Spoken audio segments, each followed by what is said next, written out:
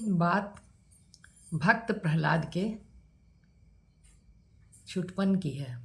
जब भक्त प्रहलाद छोटे थे तो वह भगवान के स्मरण, ध्यान, भगवान नाम का जप यही सब किया करते थे। और प्रहलाद के पिता हिरण्यकशिपु, जो एक दैत्य था,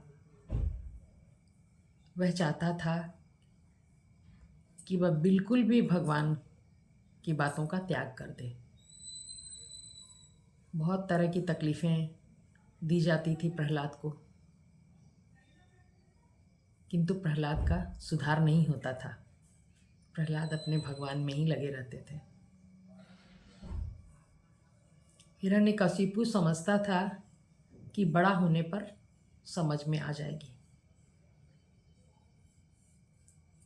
हिरण्यकशिपु ने शुक्राचार्य के 2 पुत्रों को इसकी शिक्षा का भार दे दिया। प्रहलाद उनके आश्रम में शिक्षा ग्रहण करते थे। और जिस समय ये दोनों आचार्य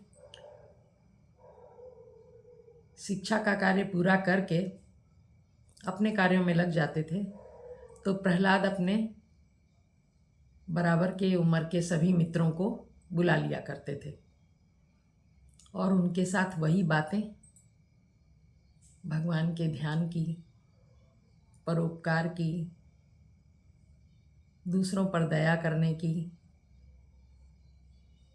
अच्छे अच्छे गुण वो अपने साथियों को भी बताते थे। प्रहलाद को सब बहुत प्यार करते थे। उनके दोस्त यह देखकर कि इतनी सजाओं का हिरण्यकशिपु की दी हुई किसी भी सजा का प्रभाव प्रहलाद पर पड़ता नहीं है, उनका बहुत सम्मान भी करते थे।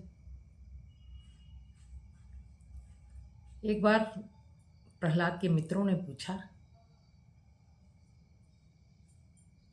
कि तुम भी हमारे साथ ही राजमहल से शिक्षा ग्रहण करने आए हो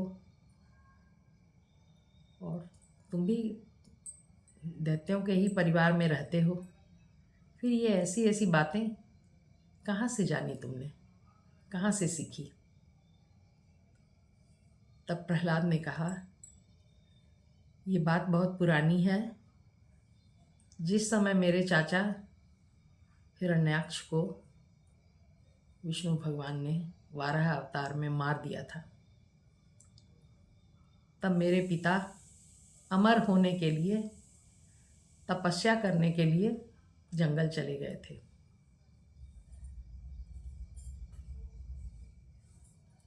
उस समय मेरी माँ अकेली रह गई थी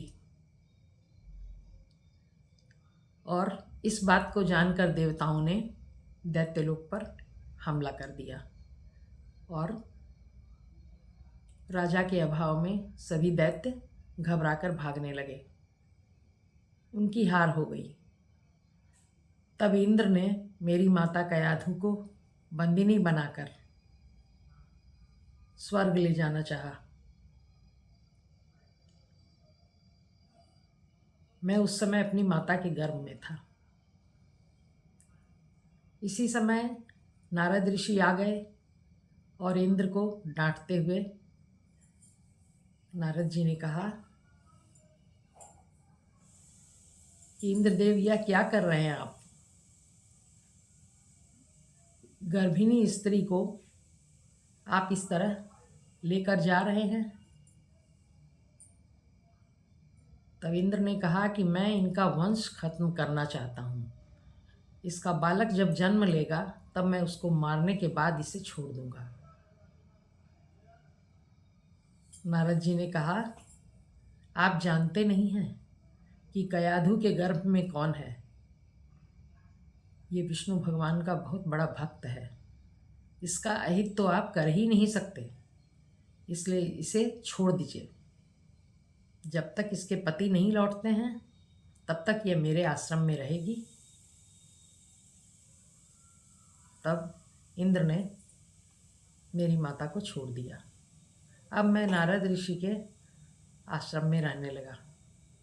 ऋषि तो दिन में एक बार आते थे वहाँ और भगवत चर्चा करते थे, शिक्षा दिया करते थे मेरी माँ को, और मैं गर्भ में उन बातों को सुनता था।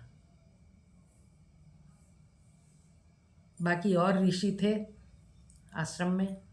मेरी माता आश्रम का काम किया करती थी, सेवा कार्य किया करती थी। उसी समय उन सारे उपदेशों को, उन धार्मिक बातों को, भगवत नाम की चर्चा को, कीर्तन को सुनकर मेरी बुद्धि ऐसी हो गई। मेरी माता तो आगे जीवन में काफ़ी विषमताओं और गृहस्थी की परेशानियों में उन बातों को भूल गई, किंतु मैं नहीं भूला। इसलिए ही मैं तुम लोगों को सुना पाता हूँ ये सब। और भगवान की भक्ति से बड़ा मेरे लिए कुछ भी नहीं है। तुम लोग भी करो, तुम लोग भी भगवान की भक्ति करो। इस तरह उन्होंने अपने साथी बालकों को भी अच्छी शिक्षा दी, भगवान की भक्ति की शिक्षा दी और सही मार्ग में लगाने की कोशिश की।